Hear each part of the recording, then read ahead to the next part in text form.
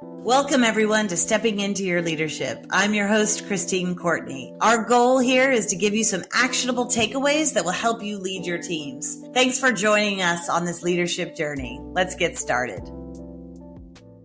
Welcome, everybody, to Stepping Into Your Leadership, where we explore the art and science of leadership and personal growth. I'm your host, Christine Courtney, and I'm very excited to have Blonka Winkfield in the studio today. Hey, Blonka. Hello, how are you? I'm great because we're going to kick off a brand new mini-series here. A mini-series. Do you remember that term? Do they even use the term mini-series anymore? Shogun? Roots? Shogun.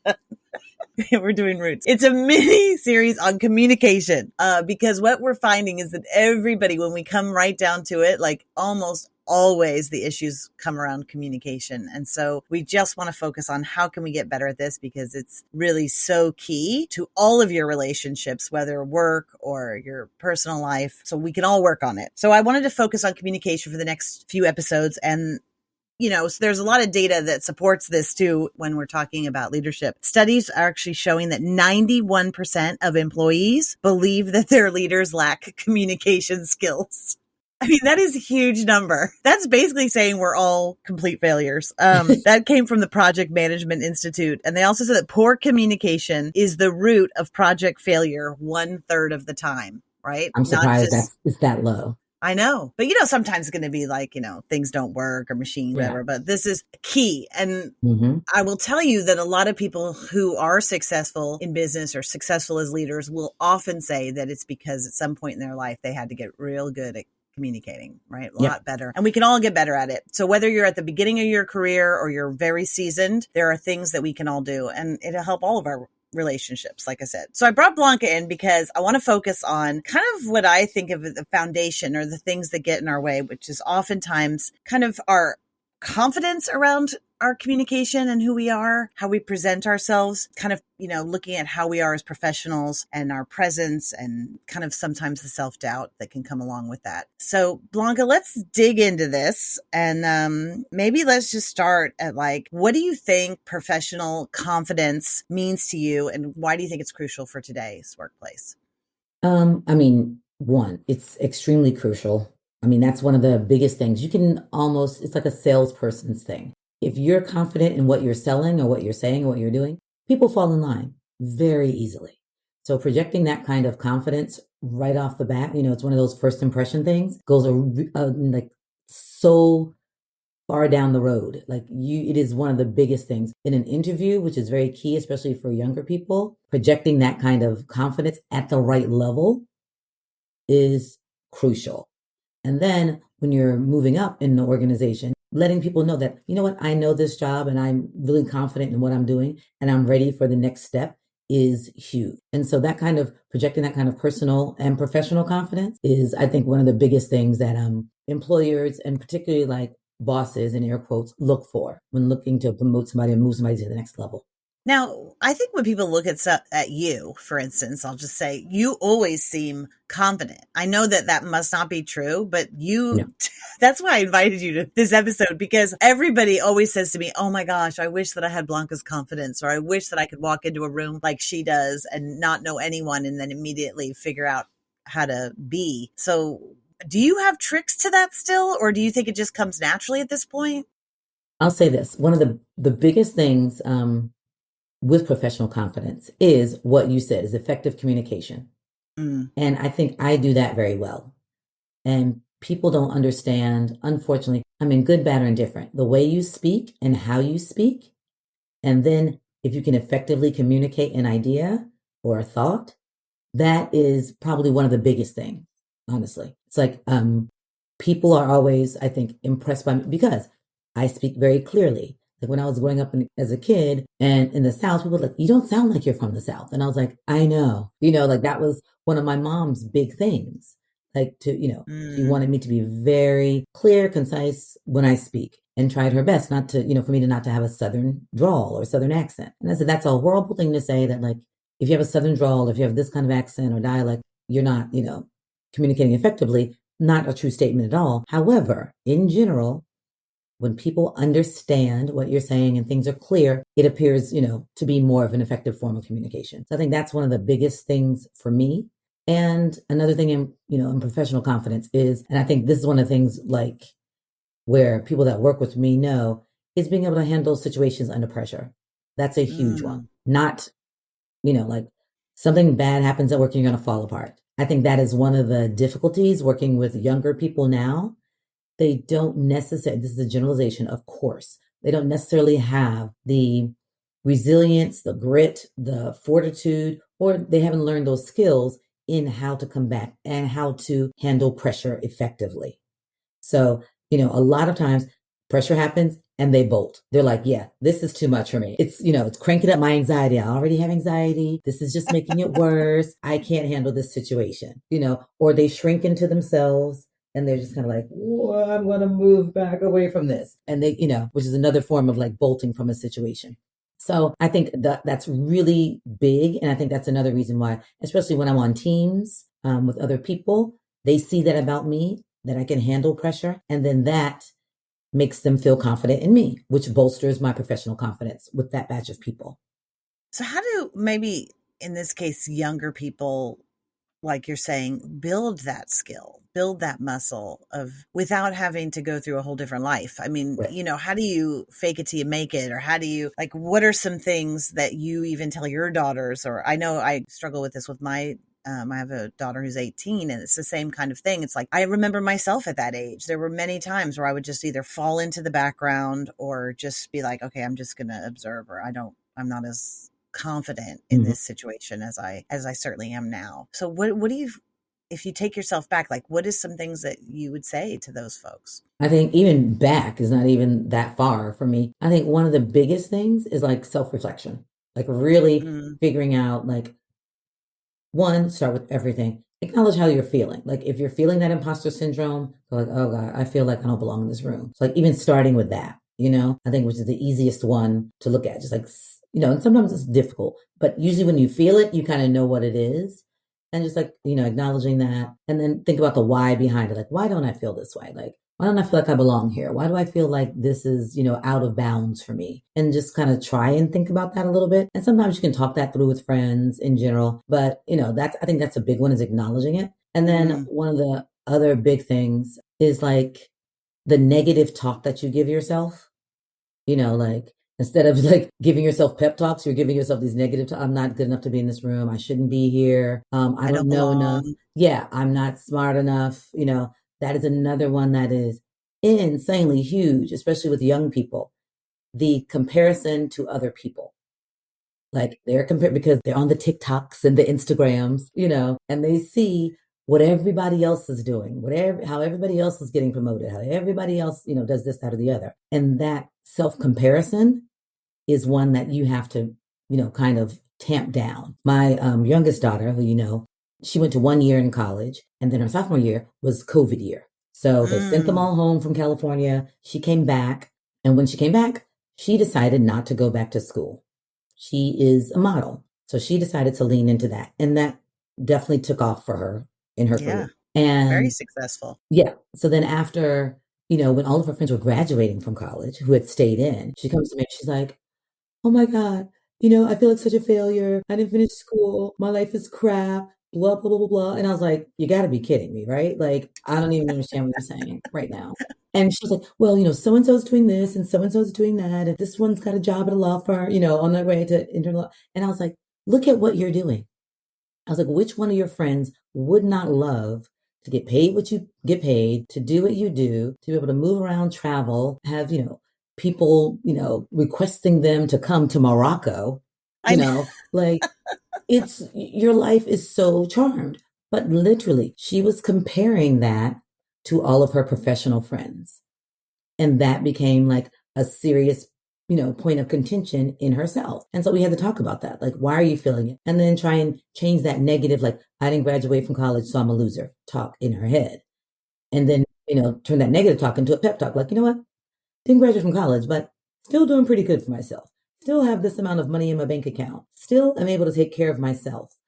People still respect what I'm doing. Like, so she had to like figure out a way. I had to help her figure out a way to turn that conversation in her head around.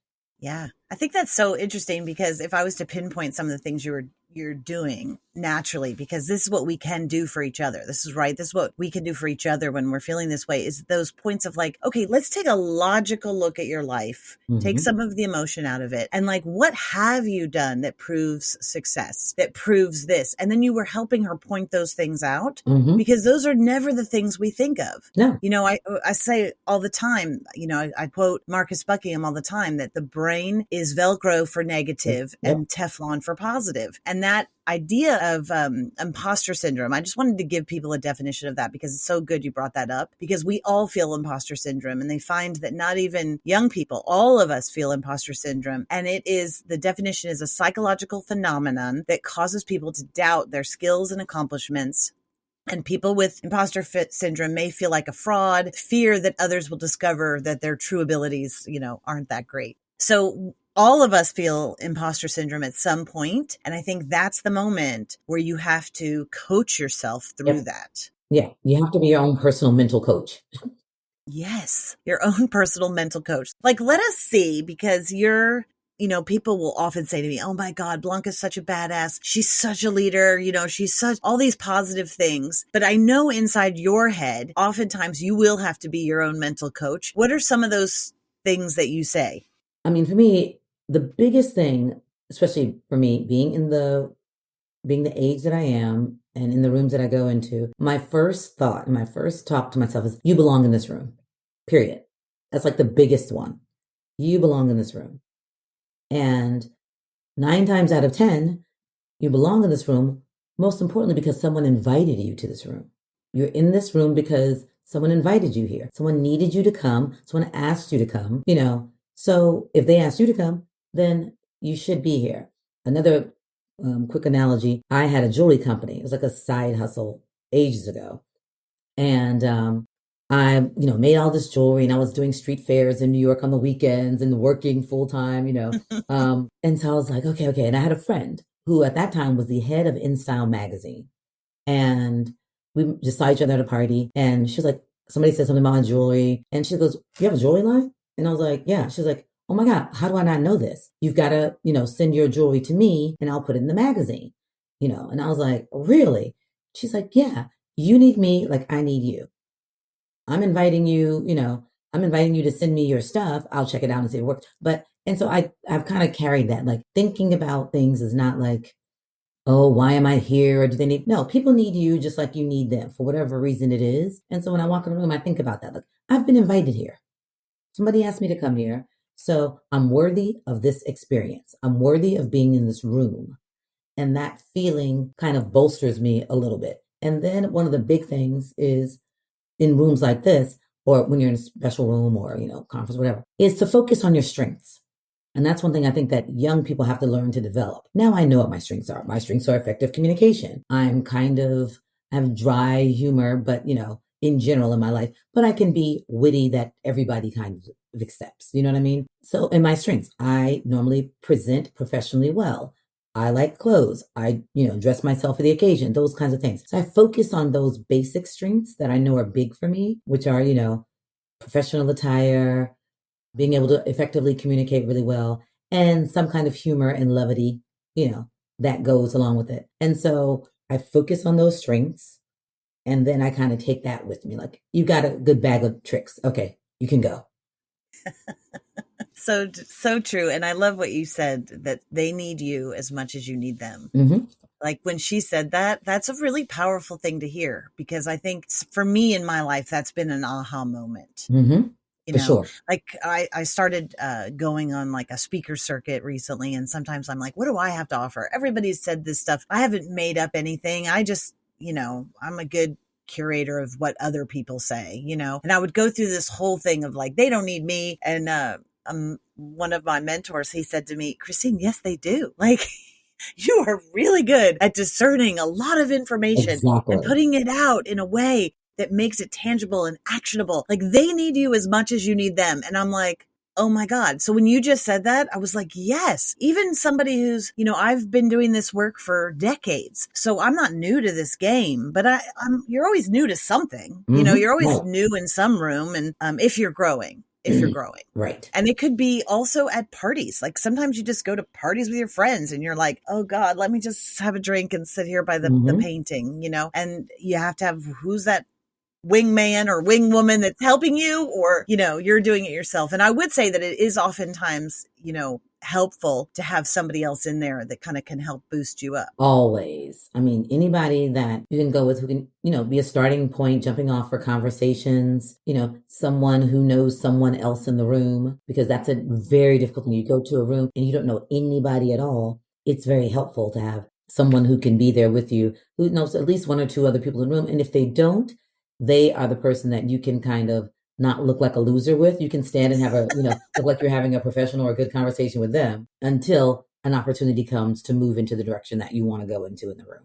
Yeah, that's a good tip. I don't know if you remember this, but decades ago at this point, Blonka and I've worked together for a long time, and a bunch of us, we had worked together, and we were young and, but we thought that we knew a lot in certain rooms. So we had the opposite issue in that we kind of got a reputation among certain government employees that we worked with that we were, cocky or overconfident, or people thought that we were, a little stuck up or whatever, because we had our little group. And I remember we used to laugh about that in the cocky, mean girl way that we probably did at this point in our life, in our late 20s and early 30s. And I remember our boss at the time, I remember being there. I don't know if you were there for it, but I know we said it a lot after that. But he said he was reading The Art of War by Sun Tzu. And I think that's how you say it. But it's definitely The Art of War. And he said, Christine, the main thing I learned is appear weak when you are strong and strong when you are weak. And I was like, what? And then I started thinking about that. And I said, well, if he's reading this book, I better read this book. And then I read that book. And I have said that to myself so many times. Like when I've had to go in legal depositions or things where I feel very weak, I'm like, okay, time to act strong. Yep. And then when I go into rooms where I'm clearly the most powerful person in the room, like let's say it's my whole team, or let's say it's somewhere where I'm, have a certain amount of power, I have to go, okay, this is the time to act like weak, in the meaning of I need to be curious and I need to ask questions and I need to not just act like I know everything, right? And that has served me so well. Do you remember that? I don't know. If you remember I remember that conversation. I remember that being one of his favorite phrases because he said it to me before. And I think what you were saying was like, it's not weak in a way of like you're shrieking or you're making yourself smaller, but sometimes, we talk about this a lot in leadership in general, you have to know when to lead. And sometimes you're leading, you can still be a leader in that way by sitting back and encouraging others and doing the question. You're still leading, but you're just leading in a different way. So it's, more of like when we talk about situational leadership. So you don't always have to be the stereotypical leader, like I'm running this meeting and I'm telling you what to do. Sometimes it is better to sit back. And so as you were saying, when you're, strong, appear weak, but it's not weak. It's just a different form of leadership. It's a different form, right? Yeah, taking a little step back. And the other thing I think people don't do as much, and you touched on it earlier, is, especially with self-doubt, celebrate your success. Like, what good things have you done? You know what I mean? Like, so when I was having the conversation with my daughter, we were talking about finances, and she's feeling so down on herself about this. One of her strengths is that she's actually a really good saver. I taught them that well. So and so I was like, successful. You've saved this amount of money. Ask all your little friends how much debt they have and how much money they have in their checking account. And then you'll feel like a real winner. Like, ask that question, try that exercise out and see how that goes for you.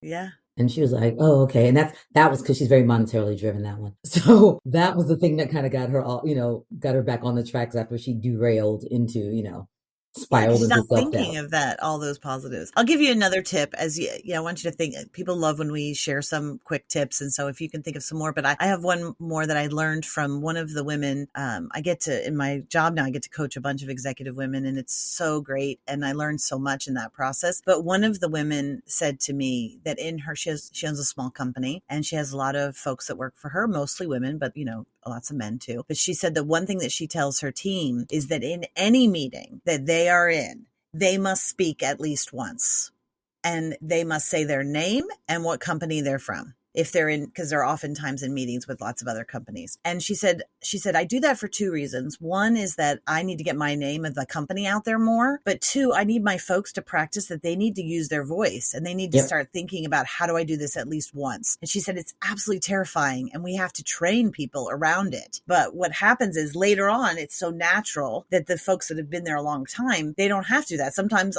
she has to tell them, you only get to speak 3 times, because like you have to go, wait a minute, I can't just take over this whole meeting. But I thought that was a really good tip. I was like, okay, yeah, one time, at least once. That's it. Do you have another one? And well, I was saying that starts a habit as well. That's the good thing about that. It becomes habit forming, because once they do it that one time, and particularly if they get any kind of positive feedback from that one time they participated, they want that more. Mm-hmm. They want that more and more, again and again and again and again. And you talk about how like things like that give you that hit of dopamine, and it, fuels your fire. And so with that, it kind of builds in that way, especially if it's positive. If it's negative, then they just got to practice that muscle and work through it. Yeah, because communication is also practice. You cannot practice communication in your head. You have to actually start speaking and listening and practicing it. So if you think you're going to be great right away, you're not. It's only with practice. So what's another tip you have? One of the biggest things, and I think, is, be really compassionate with yourself.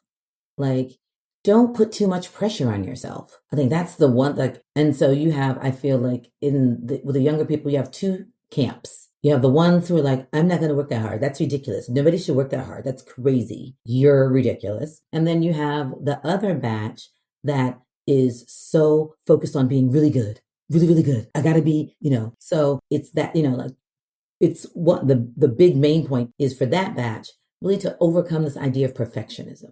Like, that's one of my biggest things. Huge. Like, I grew up a certain way, things should be this way. And you have to overcome that. Like, because if I didn't get an A on this test, I failed miserably and I don't deserve any good things and all these things. Or if I didn't get that account, oh my God, well, did you get another account last week? Yeah, but I wanted this one. Okay, well, that's good. That's great. We do want you to get the next one, but you cannot spiral because this one didn't come through. That's, so it's a lot of that kind of thinking about, okay, I'm going to give myself a moment. This did not go my way. That can happen every now and again. So be compassionate with yourself, and then also like trying to say everything doesn't have to be perfect. Everything doesn't have to go exactly right every single time. Yeah. That's, and that's, as I said, I think, with younger people, you have those 2 big camps, because you have some of them that are just so paralyzed that they don't do anything because they're afraid of it being wrong. And so they shrink into themselves with that, kind of negative talk. Like, it's not going to be perfect. It's not going to be exactly right. So I'm not even going to do it. Yeah. I won't even try. Yeah. So I think that's another big one.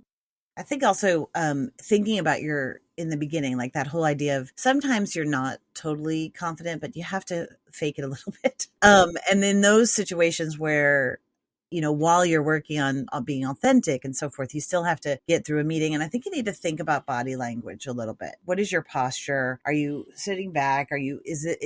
And the easiest way that I tell people to do this is to look around the room and who are the powerful people in the room and what is their posture like? Yep. If they're relaxed, then be relaxed. If they're super confident, then mirror that a little bit. Do you know what I mean? And that's like a quick little tip to help you.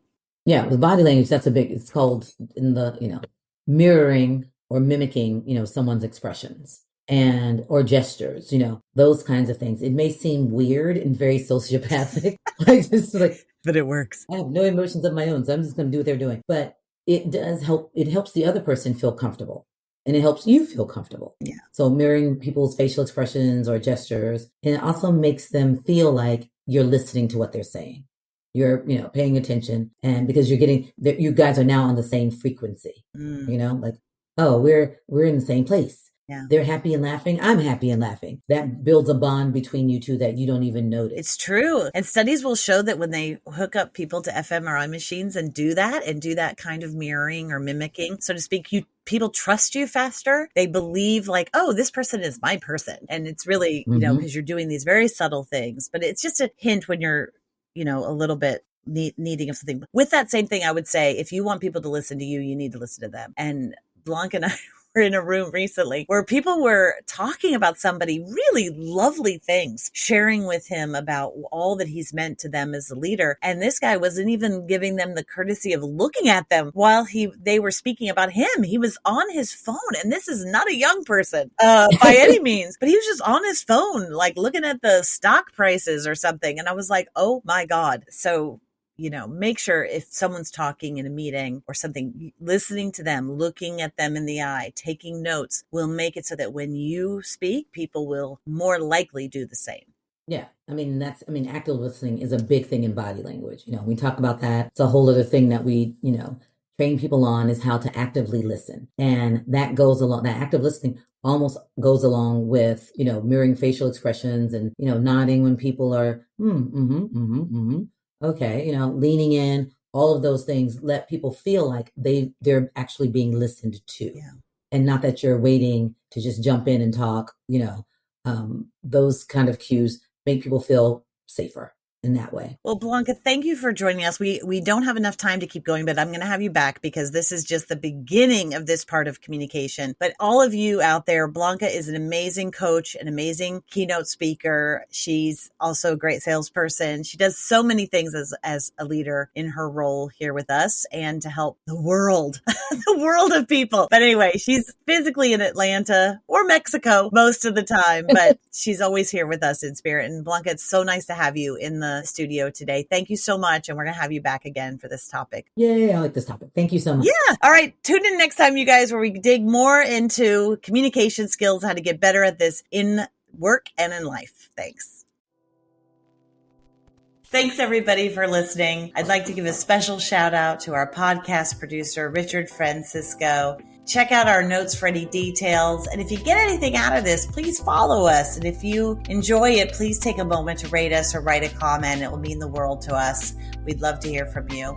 And if you just can't get enough, follow me on TikTok and check out tlpnyc.com/podcast for more information.